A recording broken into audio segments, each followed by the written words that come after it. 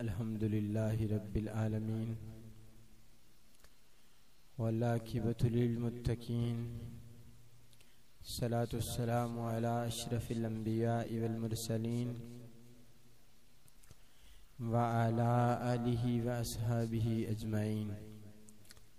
قال الله تبارك وتعالى في الكلام المجيد والفرقان الحميد: إن الذين آمنوا وعملوا الصالحات سيجعل له الرحمن ودا. صدق الله العظيم وبلغنا رسوله النبي الكريم الأمين. إن الله وملائكته يصلون على النبي يا أيها الذين آمنوا صلوا عليه وسلموا تسليما. الصلاة والسلام عليك يا سيدي يا رسول الله وعلى آلك وأصحابك يا سيدي يا حبيب الله. الصلاة والسلام عليك يا سيدي يا رسول الله وعلى آلك وأصحابك يا رحمة للعالمين. مولاي صل وسلم دائما أبدا على حبيبك خير الخلق كلهم. يا رب بالمصطفى بلغ مقاصدنا واغفر لنا ما مدى يا واسع الكرم. ما إن مدحت محمدا بمقالتي ولكن مدحت مقالتي بمحمد. سید حجویر مخدوم امم مرکد او پیر سنجر راہ حرم. ہند ہائے کو حسار آسان گیخت در زمین ہند تخم سجدہ ریخت. عہد فاروق از جمالش تازہ شد حق ز حرف او بلند آواز شد. پاسبان عزت ام الکتاب از نگاہش خانہ باطل خراب. خاک پنجاب از دم او زندہ گشت صبح ما از مہر او تابندہ گشت. نہایت ہی واجب الاحترام بزرگو دوستو، اللہ رب العزت کا کروڑ مرتبہ شکر ہے جس مالک کائنات خالق کائنات نے اشرف المخلوقات بنا کر حضور نبی مکرم شفیع معظم سرور عالم صلی اللہ علیہ وآلہ وسلم کا امتی بنایا. اللہ رب العزت نے قرآن مجید میں ارشاد فرمایا: ان الذین آمنوا وعملوا الصالحات سیجعل لهم الرحمن ودا. کہ بلا شبہ وہ لوگ جو ایمان لے آئے اور جنہوں نے نیک عمل کیے، اب اللہ رب العزت ان کے لیے بخششوں کا پروانہ جاری کر رہا ہے، ان کے لیے عزتوں کا پروانہ جاری کرتے ہوئے ارشاد فرماتا ہے: سَيَجْعَلُ لَهُمُ الرَّحْمَنُ وُدًّا. کہ ان قریب رحمان ان کے لیے محبت پیدا فرما دے. ان قریب اللہ رب العزت لوگوں کے دلوں کے اندر ان کے لیے محبت پیدا فرما دے گا تو لوگ ان سے محبت کرنا شروع ہو جائیں گے. پیر میر علی شاہ صاحب رحمت اللہ تعالی علیہ، آپ حضرت فرید الدین گنج شکر رحمت اللہ علیہ کے آستانہ پاک پہ حاضر ہیں تو حق فرید یا فرید حق فرید یا فرید کے نعرے لگ رہے ہیں. تو ایک آدمی حاضر ہوتا ہے اور آ کے عرض کرتا ہے کہ حضور بتائیے یہ لوگ اللہ رب العزت کا ذکر نہیں کر رہے بلکہ حق فرید یا فرید کے نعرے لگا رہے ہیں. تو پیر میر علی شاہ صاحب رحمت اللہ تعالی علیہ آپ فرمانے لگے کہ یار تم نے قرآن نہیں پڑھا؟ وہ کہنے لگا جی قرآن پڑھا ہے. آپ فرمانے لگے یہ قرآن کا مصداق ہے. قرآن نے اس بارے میں لوگوں سے اللہ نے پہلے ہی رسول اللہ صلی اللہ علیہ وآلہ وسلم کو اس بات کی خبر دے دی ہے. قرآن نے اس بات کو پہلے سے بیان کر دیا ہے. وہ کہنے لگا کہ میں نے تو قرآن کے اندر پڑھا ہے، کہیں بھی حق فرید یا فرید کا نعرہ مجھے تو سنائی نہیں دیتا. تو پیر میر علی شاہ صاحب رحمت اللہ تعالی علیہ آپ ارشاد فرمانے لگے یار تمہیں سنائی نہیں دیتا، مجھے سنائی دیتا ہے. آپ نے جواب ارشاد فرمایا قرآن مجید میں اللہ رب العزت نے ارشاد فرمایا فَاذْكُرُونِي أَذْكُرُكُمْ کہ تم میرا ذکر کرو میں تمہارے چرچے کرواؤں گا۔ اب فرید الدین گنج شکر رحمت اللہ علیہ نے اللہ رب العزت کا ذکر کیا، اب اللہ ان کے چرچے کروا رہا ہے۔ تو اسی طریقے سے حضور داتا علی حجویری رحمت اللہ تعالی علیہ پنجاب کے اندر جس ہستی کی وجہ سے اللہ رب العزت نے دین اسلام کو عروج عطا فرمایا، جن کی وجہ سے اللہ رب العزت نے ہندوستان کے اندر اسلام کا بول بالا فرمایا، وہ ہستی حضور داتا علی حجویری رحمت اللہ علیہ کی۔ حضور داتا علی حجویری رحمت اللہ تعالی علیہ آپ ان لوگوں میں سے ہیں کہ جن کے بارے میں حضور غوث اعظم جیلانی رحمت اللہ تعالی علیہ ارشاد فرماتے ہیں کہ اگر میں حضور داتا علی حجویری رحمت اللہ علیہ کا روشن دور پاتا تو میں آپ کے ہاتھ پہ ضرور بیعت کرتا۔ یہ فیضان، یہ فضیلت اللہ رب العزت نے حضور داتا علی حجویری رحمت اللہ علیہ کو عطا فرمائی، اور اب بھی وہ جگہ موجود ہے لاہور کے اندر۔ اگر کوئی جا کے دیکھے تو فرید کا ٹبہ موجود ہے کہ جس جگہ پہ چل حضرت فرید الدین گنج شکر رحمت اللہ علیہ آ کے بیٹھا کرتے تھے۔ آپ سے پوچھا جاتا کہ حضور آپ قریب کیوں نہیں جاتے؟ آپ فرماتے مجھے ڈر لگتا ہے کہیں آپ کی بارگاہ کے اندر بے ادبی نہ ہو۔ تو یہ حضور داتا علی حجویری رحمت اللہ علیہ ہیں کہ میاں شیر محمد صاحب شرک پوری رحمت اللہ تعالی علیہ آپ ایک دن فرمانے لگے کہ یار اگر کسی آدمی کے پاس مدینہ شریف جانے کے پیسے نہ ہوں تو وہ داتا حضور چلا جائے، اللہ اسے وہاں سے وہی فیض عطا فرمائے۔ تو اللہ رب العزت نے وہ فیضان حضور داتا علی حجویری رحمت اللہ علیہ کو عطا فرمایا، وہ عظمتیں، وہ بلندیاں عطا فرمائی، اور ان عظمتوں اور ان بلندیوں کی وجہ کیا ہے؟ وہ وجہ یہ ہے کہ حضور داتا علی حجویری نے اپنی ساری زندگی اللہ رب العزت کے لیے وقف کر دی، اپنے آپ کو دین کے لیے وقف کر دیا، اپنے آپ کو اسلام کے لیے اور خدمت اسلام کے لیے وقف کر دیا۔ آپ کی ساری زندگی اسی خدمت کے اندر گزر گئی، ہر لمحہ لوگوں کو تبلیغ کرتے آپ کی زندگی گزری، ساری رات سارا دن آپ اسی کام کے اندر مصروف اور مشغول رہتے۔ اسی وجہ سے تو اللہ رب العزت نے وہ مقام عطا فرمایا، حتیٰ کہ وہ داتا صاحب تو داتا صاحب رہ گئے۔ آپ کی کتاب کشف المحجوب کے بارے میں یہ قول ہے کہ اگر کسی آدمی کو مرشد نہ مل رہا ہو وہ کشف المحجوب پڑھنا شروع کر دے، اللہ اسے مرشد عطا فرمائے گا۔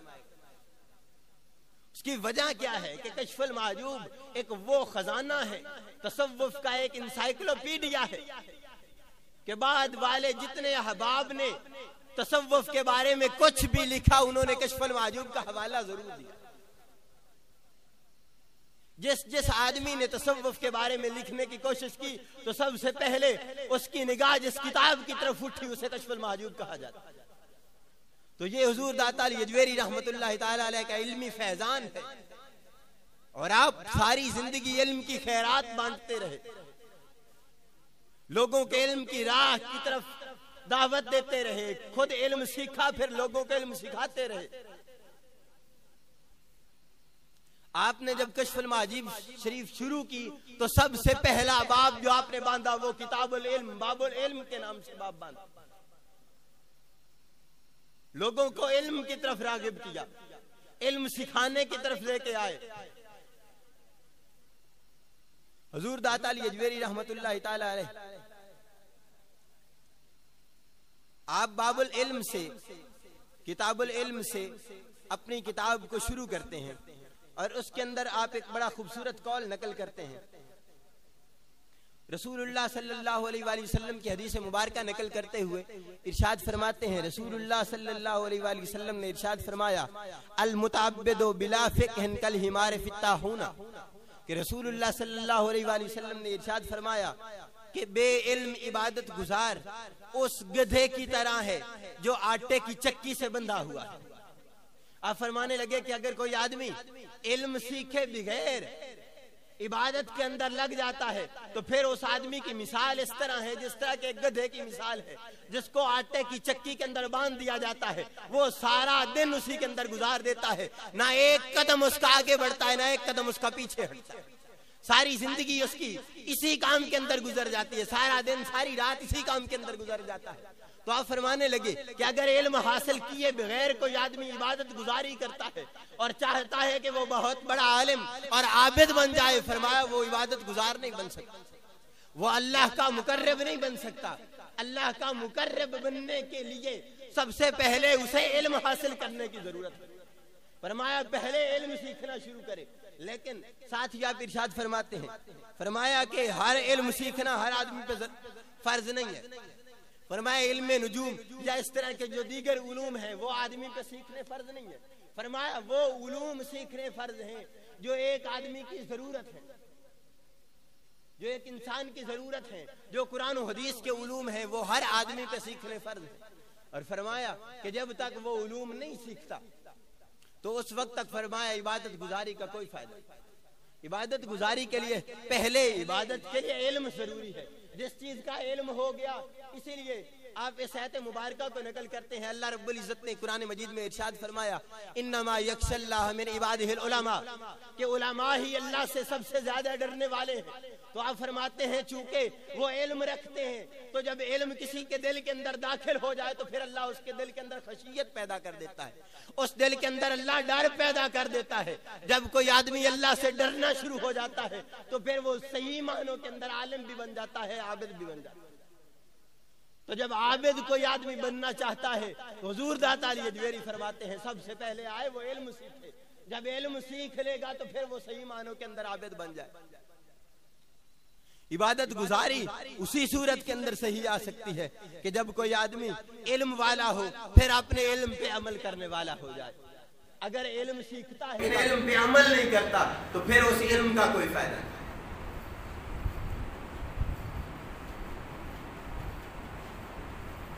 हुजूर दाता अली अजमेरी रहमतुल्लाह ताला अलैह आप इल्म की फजीलत बयान करते हुए हजरत इब्राहिम बिन अदम का ये कौल नकल फरमाते हैं कि हजरत इब्राहिम बिन अदम फरमाते हैं मैं रास्ते से गुजर रहा था तो मैंने देखा कि रास्ते के ऊपर एक पत्थर पड़ा हुआ और उस पत्थर पर लिखा हुआ था कि मुझे पलट कर देखो। तो हजरत इब्राहिम बिन अदम फरमाते हैं जब मैंने उस पत्थर को पलटा तो उसके ऊपर एक अरबी इबारत लिखी हुई थी कि अंत ला तहमल बिमा तालम फकैफ ततलुबुल इल्म बिमा ला तालम। फरमाया कि जब तुम अपने इल्म पर अमल नहीं करते तो उसकी तलाश कैसे कर सकते हो जिसका तुम इल्म ही नहीं रखते। फरमाया कि जब तुम अपने इल्म पर अमल नहीं कर सकते तो फिर उस चीज को कैसे तलब करोगे कि जिस चीज का तुम्हें इल्म ही नहीं है। फरमाया अगर किसी चीज को तलब करना चाहते हो तो पहले उसका इल्म सीखना शुरू करो। जब इल्म सीख लोगे तो फिर वो चीज खुद ब खुद तुम्हें हासिल होना शुरू हो जाए। इसी तरह आप फरमाया करते हैं कि यार याद रखो इल्म की 4 अक़साम है। आपने ये एक कौल नकल किया, आप फरमाते हैं कि इल्म की 4 किस्में हैं। अगर सही मानों पे वो कोई आदमी 4 किस्में सीख ले, जिसके दिल के अंदर वो 4 किस्में जागुज़ी हो जाएं, तो फरमाया फिर वो सही मानों के अंदर अपने हकीकत तक पहुंचने वाला हो जाएगा। पहली सबसे पहली चीज जो आप फरमाते हैं, फरमाया फ़अलम अन्नहु ला इलाहा इल्लल्लाह, कि अगर एक आदमी को यकीन हो जाए कि अल्लाह के सिवा कोई इबादत गुजार नहीं, ये सबसे पहला इल्म है। ये अकीदे की बात भी समझा दी कि इसी के अंदर अकीदा आ गया। फरमाया कि अगर किसी आदमी को ये यकीन हो जाए कि अल्लाह के अलावा कोई इबादत के लायक नहीं तो फिर वो इबादत सिर्फ अल्लाह की करेगा। जब अल्लाह की इबादत करेगा तो फिर उसे यकीन होना चाहिए कि वही मेरा मालिक है, वही राज़िक है। दूसरी चीज जिसकी तरफ आपने रहनुमाई फरमाई फ़अलमू अन्नल्लाह मौलाकुम, कि जान लो कि तुम्हारा अल्लाह ही तुम्हारा मौला है, वही तुम्हारा कारसाज है, वही हर एक चीज को सरंजाम देने वाला है। तीसरी चीज फरमाई अलम तरा इला रब्बिका कैफ मद्दिल, क्या तुमने अपने रब की कुदरत की तरफ नहीं देखा कि उसने कैसे साया दराज किया हुआ। और चौथा फरमाया कि अगर कोई आदमी इस चीज के अंदर गौर और फिक्र करना शुरू करे क्या फला यंजुरूना इलल इबिल कैफ खुलिकत, कि क्या तुम ऊंट की तरफ नजर नहीं करते, क्या ऊंट को नहीं देखते कि उसे किस तरह अल्लाह रब्बुल इज्जत ने पैदा फरमाया। تو فرمایا یہ ساری چیزیں وہ ہیں جو انسان کو علم سیکھنے کی طرف, علم کی تبلیغ کی طرف رہنمائی کرتی ہیں کہ آؤ علم سیکھو, علم کی طرف رہنمائی کرتی ہیں یہ ساری چیزیں, اور یہ چیزیں بتاتی ہیں کہ علم سیکھنا شروع کرو, اللہ رب العزت کے بتائے ہوئے طریقوں کے اندر غور و فکر کرنا شروع کرو. تو ہر ایک چیز یہ دلیل بن گئی, ہر ایک چیز یہ انسان کے لیے رہنمائی بن گئی. اور حضور داتا علی اجویری رحمت اللہ تعالی علیہ آپ نے سب سے زیادہ علم کی طرف لوگوں کو راغب کیا, اور ساری زندگی لوگوں کو علم ہی سکھاتے رہے. ہر لمحہ آپ سکھایا کرتے ہیں کہ علم اس طرح سیکھو, علم اس طرح سیکھو, کون کون سا علم جو ضروری ہے وہ سیکھو. اور آپ حضرت ابو علی سقفی رحمت اللہ تعالی علیہ آپ کا قول نقل کرتے ہیں, فرمایا العلم حیات القلب من الجہل و نور العین من الظلمہ. فرمایا کہ جہالت اور تاریکی کے مقابلے میں علم جو ہے یہ دل کی زندگی ہے. فرمایا اگر دل کی زندگی چاہتے ہو, اگر آنکھوں کا نور چاہتے ہو تو علم سیکھنا شروع کرو, یہ دل کے اندر زندگی پیدا فرما دے گا اور آنکھوں کے اندر نور پیدا فرما دے گا. علم کے ذریعے بندے کی آنکھوں کے اندر نور پیدا ہوتا ہے, اور اس نور کے ذریعے بندہ سیکھنا شروع کرتا ہے, بندہ دیکھنا شروع کرتا ہے. اسی طرح حضور داتا علی اجویری رحمت اللہ تعالی علیہ آپ نے دوسری جس چیز کی طرف رہنمائی فرمائی وہ فقر ہے. فقر کی طرف آپ نے رہنمائی فرمائی, اور آپ فقر کی بہت زیادہ فضیلت بیان کرتے ہیں. اور فقر کے بارے میں آپ نے 5 سے 7 آیات مبارکہ نقل کی, اور نقل کرنے کے بعد آپ احادیث مبارکہ اس بارے میں نقل کرتے ہیں. رسول اللہ صلی اللہ علیہ وآلہ وسلم کی حدیث ہے, رسول اللہ صلی اللہ علیہ وآلہ وسلم نے ارشاد فرمایا روز قیامت اللہ رب العزت ارشاد فرمائے گا کہ میرے محبوبوں کو میرے قریب لاؤ. تو فرشتے عرض کریں گے کہ اے مالک الملک تیرے محبوب کون ہیں؟ تو اللہ رب العزت ارشاد فرمائے گا وہ مسکین میرے محبوب ہیں جو فقیر لوگ, جو فقراء ہیں وہی میرے محبوب ہیں. اور حضور داتا علی اجویری رحمت اللہ تعالی علیہ آپ فقر کی بڑی شان بیان فرماتے ہیں. آپ کے نزدیک فقر یہ سب سے زیادہ عظمتوں والا ہے. آپ فرماتے ہیں کہ کسی بادشاہ نے ایک درویش سے ملاقات کی. جب اس درویش سے ملاقات کی تو ملاقات کے دوران کہنے لگا کہ تمہیں کسی چیز کی ضرورت ہے تو میرے پاس آؤ, مجھ سے آ کے چیز طلب کرو. تو وہ درویش وہ فرمانے لگے کہ جو بات تو کر رہا ہے نا یہ دونوں چیزیں میری غلام ہیں. ایک حرص یہ میری غلام ہے, اور دوسرا فرمایا امید اور تمنا یہ میری غلام ہے. اور پھر رسول اللہ صلی اللہ علیہ وآلہ وسلم کا فرمان سنایا, فرمایا الفقر عز لأہلہ. فرمایا جو فقر ہے یہ فقیر کے لیے عزت کا باعث ہے. اگر ایک فقیر اپنے فقر پہ راضی ہو جائے تو پھر اللہ رب العزت اس فقر کی وجہ سے اسے عزتیں عطا فرما دے. اور حضور داتا علی اجویری رحمت اللہ تعالی علیہ آپ فقیر کی صفات بیان فرماتے ہیں. آپ فرماتے ہیں کہ فقیر جو ہے اللہ رب العزت اسے تمام صفات کاملہ اور تمام اچھائیاں اور تمام خوبیوں سے نواز دیتا ہے. حضور داتا علی اجویری رحمت اللہ تعالی علیہ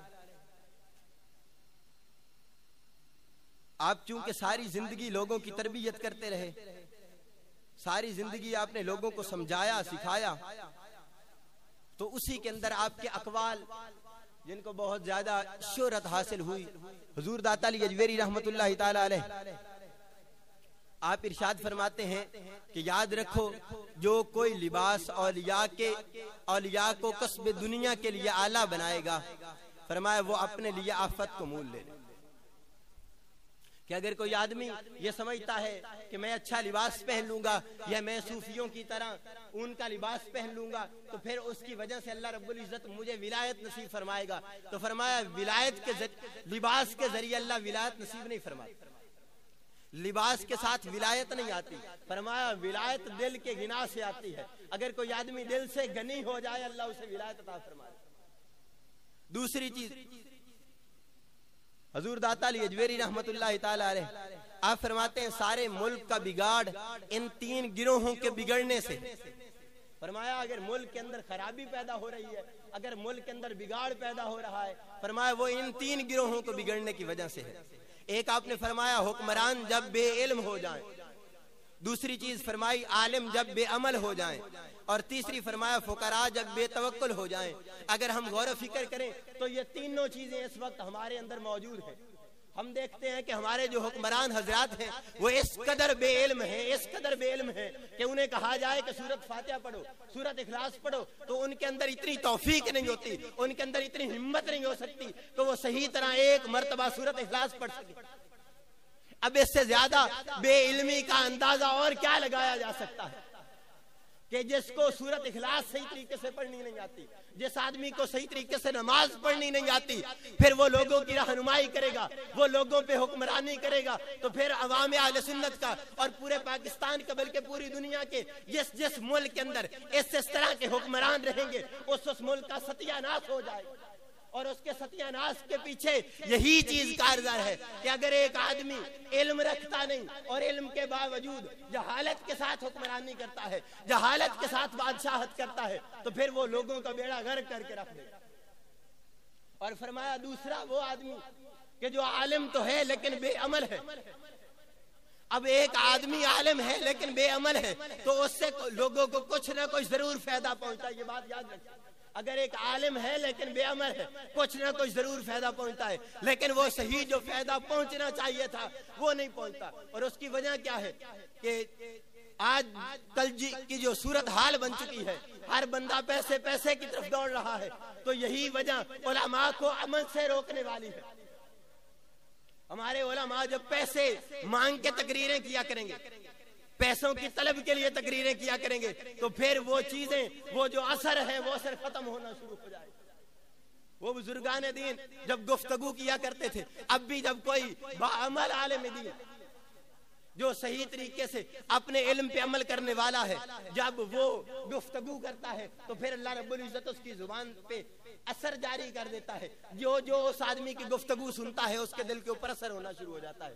علامہ اقبال رحمت اللہ تعالیٰ علیہ آپ ارشاد فرماتے ہیں دل سے جو بات نکلتی ہے اثر رکھتی ہے، پر نہیں طاقت پرواز مگر رکھتی ہے. لیکن جب ایک آدمی لالچ کے لیے گفتگو کرے گا، جب یہ اس لیے گفتگو کرے گا کہ لوگ سمجھے یہ بہت بڑا عالم ہے اور عمل سے آری ہے، عمل سے خالی ہے، تو پھر اس کی گفتگو کے اندر کوئی اثر نہیں. گفتگو اسی کی گفتگو کے اندر اثر ہوگا جو خود عمل کرنے والا ہے. جب عمل کر کے گفتگو کرے گا تو اللہ رب العزت اس کی گفتگو کے اندر تاثیر پیدا فرما دے گا. اور تیسری چیز جس کی طرف حضور داتا علی اجویری رحمت اللہ علیہ نے رہنمائی فرمائی، فرمایا فقراء ہو جائے. اب اگر ہم دیکھیں کہ سب سے زیادہ بے علمی کی جو وجہ بن رہی ہے وہ گدی نشین حضرات ہیں، وہ پیران عظام ہیں جنہوں نے عمل کرنا چھوڑ دیا، جنہوں نے علم پڑھنا چھوڑ دیا، جو بے توکل ہو کے رہ گئے، جنہوں نے لوگوں کے سہارے زندگی گزارنی شروع کر دی. اس وجہ سے آج آستانوں پہ تباہیاں اور بربادیاں چلتی جا رہی ہیں. حضرت امام ربانی مجدد پاک الفسانی شیخ احمد سری ہندی فاروقی رحمت اللہ تعالی علیہ آپ نے اپنی اولاد کی تربیت فرمائی. میرے والد محترم آپ سرہند شریف گئے، آپ فرماتے ہیں کہ میں نے 7 پشتے وہاں دیکھی جو ولی اللہ تھی حضرت امام ربانی کی اولاد.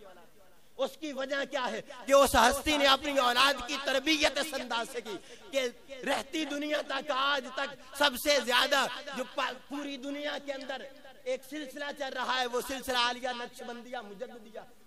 اور اس کی وجہ کیا ہے؟ حضرت امام ربانی مجدد پاک الفسانی رحمت اللہ تعالی علیہ آپ نے تبلیغ کی، آپ نے تربیت کی اور تربیت کا حق ادا کر دیا جس طرح تربیت کرنی چاہیے، جس کی وجہ سے وہ آج تک ان بزرگوں کا نام چمک رہا ہے. اور پیچھے آنے والا سلسلہ عالیہ نقشبندیہ مجددیہ کا ہر آدمی شریعت اور سنت کا پابند نظر آتا ہے.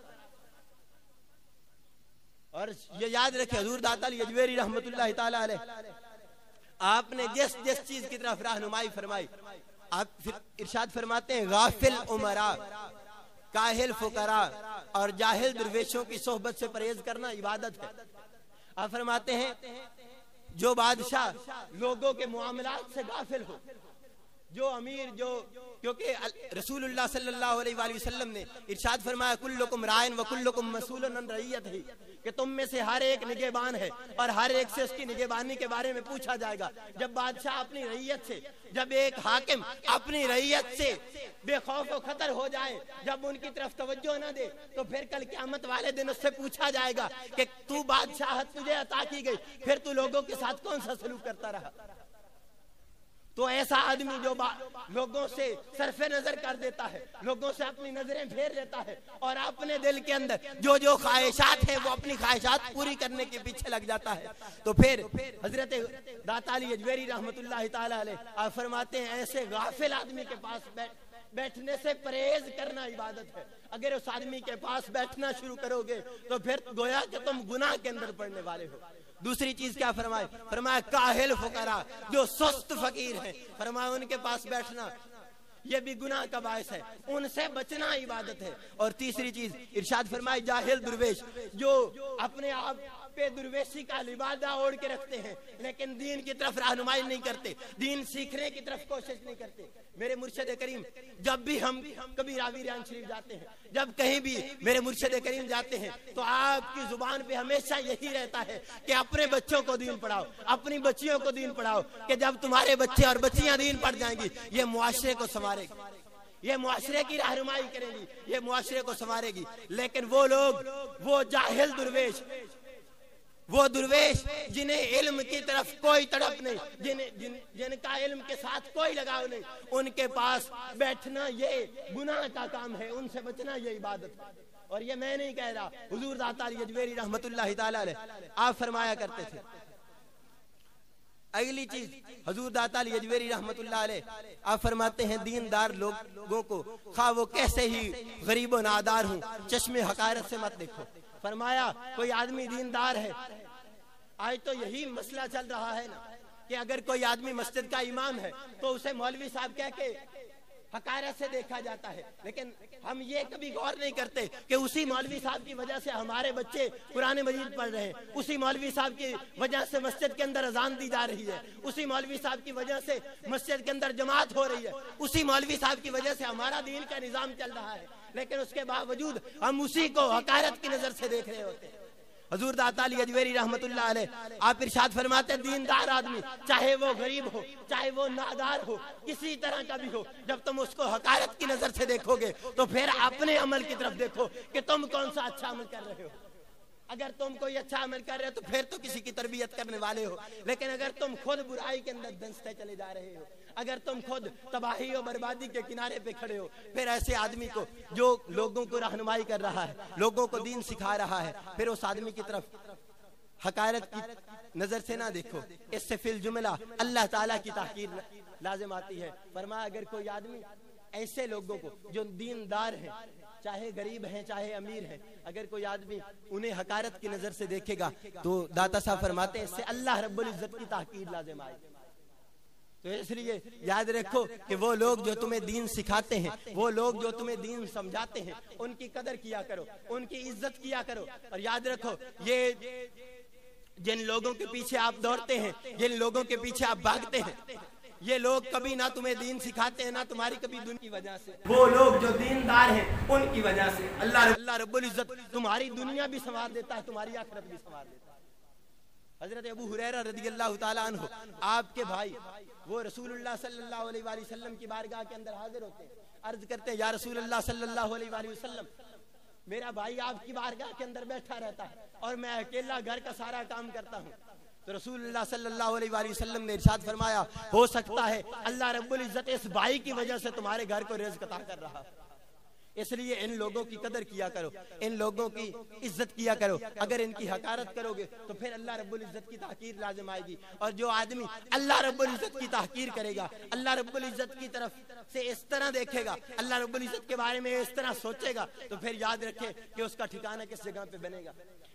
آخری بات جو حضور داتا علی اجویری رحمت اللہ تعالی علیہ آپ فرماتے ہیں جس کام کے اندر نفسانی غرض آ جائے اس سے اللہ رب العزت برکتوں کو اٹھا لیتا ہے. کوئی بھی کام ہے جب اس کام کو بندہ اللہ رب العزت کی رضا کے لیے کرنا شروع کر دیتا ہے اللہ اس چیز کے اندر برکتیں پیدا فرمانا شروع کر دیتا ہے. لیکن وہی کام جب وہ بندہ اپنے لیے اپنے دل کو خوش کرنے کے لیے یا لوگوں کو دکھانے کے لیے کرتا ہے تو پھر اللہ رب العزت اس کام سے برکتیں ہٹا لیتا ہے, برکتوں کو دور کر دیتا ہے. اس لیے یاد رکھو جو بھی کام کرو اس کو رسول اللہ صلی اللہ علیہ وآلہ وسلم اور اللہ رب العزت کو خوش کرنے کے لیے کیا کرو. اس لیے کہ رسول اللہ صلی اللہ علیہ وآلہ وسلم نے فرمایا کہ کل قیامت والے دن اللہ رب العزت لوگوں سے ارشاد فرمائے گا کہ تم نے جس کو دکھانے کے لیے یہ کام کیا ہے اب جاؤ اسی سے جا کے ثواب اس کا طلب کرو. اس لیے چاہیے یہ کہ ہم اللہ رب العزت کو خوش کرنے کے لیے اللہ کو راضی کرنے کے لیے ان سارے اچھے اچھے اعمال کو کیا کریں تاکہ اللہ رب العزت ہم سے راضی ہو جائے. اللہ رب العزت کی بارگاہ کے اندر دعا ہے جو باتیں کی ان پہ عمل کرنے کی توفیق عطا فرمائے.